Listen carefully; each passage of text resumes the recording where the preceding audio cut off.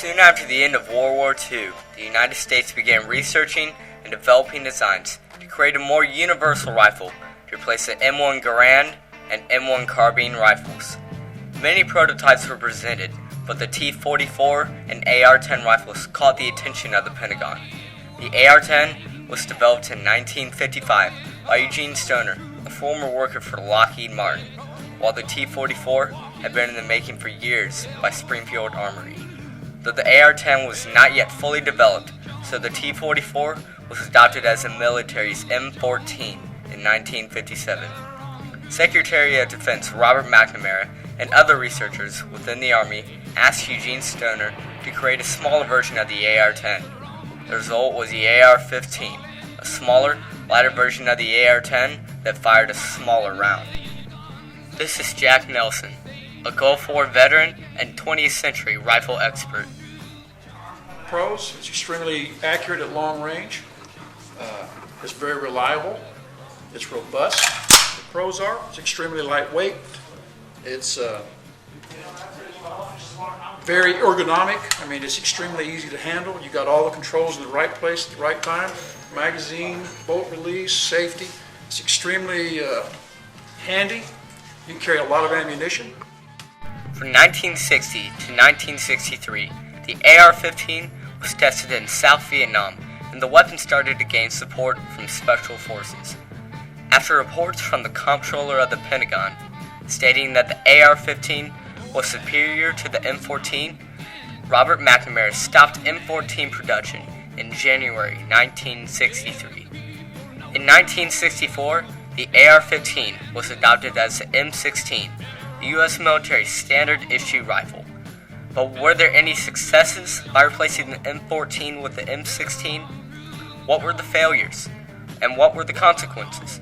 And did replacing the M14 protect or endanger the lives of American soldiers? I believe we should have kept the M14. Many soldiers argued that the M16 was not as powerful as the M14. The lighter M16 fired a 5.56 by 45mm cartridge, while the heavier M14 fired the much bigger 7.62 by 51mm cartridge. Originally, the M16's round tumbled through the air because of the small amount of twist in the barrel. As the bullet hit a person, it tumbled through flesh and muscle, causing fatal wounds. Though the gun lacked accuracy, and the twist of the gun were increased to improve the accuracy, reducing the cartridge's lethality.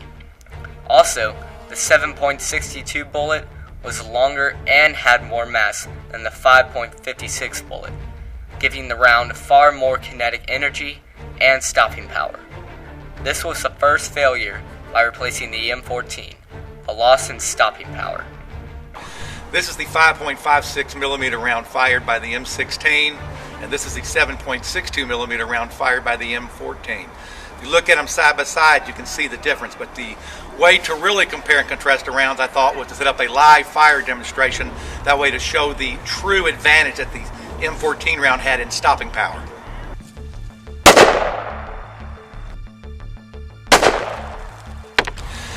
As this visual demonstration clearly showed, the M14 round is far superior in stopping power than the 5.56 round fired by the M16. Soldiers also argued that the M14 was more accurate than the M16. The M14's maximum range was 500 to 875 yards, while the M16's maximum range was 200 to 450 yards. The 7.62 round fired by the M14 was not affected as much by the wind at long range because of its larger mass, unlike the M16's 5.56 round. This characteristic gave the M14 better accuracy over the M16. Also, enemies feared the M14 because the weapon could kill at a greater distance than the M16, giving our troops a psychological advantage over the enemy. This was the second failure caused by replacing the M14 with the M16. Soldiers lost killing range and a psychological advantage. This rifle accurate up to 600-700 yards and effective at that distance as well. Now, the M16, you can see, is a much smaller rifle. It also does not have the accuracy nor the killing power at the great distances that the M14 had. It's a much better rifle at 100 or 200 yards than it is at 400 or 500. Along with the M16's many failures as a rifle, the weapon jammed frequently in the battlefield. When it deployed, the powder mixture was changed. It was changed to a mixture called ball powder. It's the stuff the United States Army has used forever. It works. It also fouls. The ball propellant would increase the M16's rate of fire from 850 to 1,000 rounds per minute, leaving behind a dirty residue in the barrel, ultimately causing the weapon to jam during firefights. Also, the gun did not have a chrome-lined barrel to help prevent dirty residue from sticking, and no cleaning kits were issued to soldiers. As a result, young Americans died in firefights because the rifle was jamming. Those who survived often had to resort to their sidearm, the Colt M1911 or the enemy's AK-47. On the other hand, the M14 had excellent reliability. The M14 was known for its ability to fire in any condition it was in, and when your life is in the hands of your rifle, the last thing you want is a jam in the battlefield. Soldiers took great comfort in the fact that their rifle would not lay down on them. This was the third failure and ultimate consequence by replacing the M14 with the M16. Soldiers lost reliability in battle and sometimes their own life.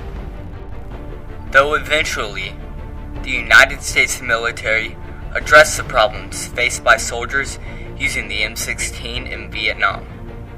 Cleaning kits were issued, the barrel was lined with chrome, and a forward assist was added to the right side of the weapon. This weapon was called the M16A1, an improved version of the M16, and it did have its successes. This is John Pickens, a former Master Sergeant in the 101st Airborne Division and a Vietnam War veteran. The M16 is a much lighter weapon. It's a much shorter weapon, and it's easier to go through the bushes. It's easier to hump around with the lighter weapon. In a firefight, you want to put bullets down range. The M16 could put a lot more bullets down range than an M14.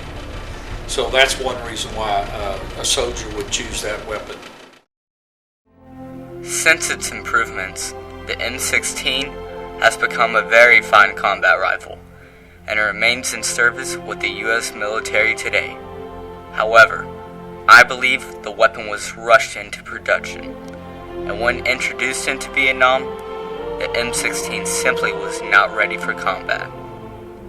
Because of this fatal mistake, too many mothers lost sons, wives lost husbands, and children lost fathers, because the rifle they carried laid down on them. This is my strongest argument why the M14 should have remained in service. The lives lost, hearts broken, and sacrifices that resulted in replacing the M14 can never, ever be repaid.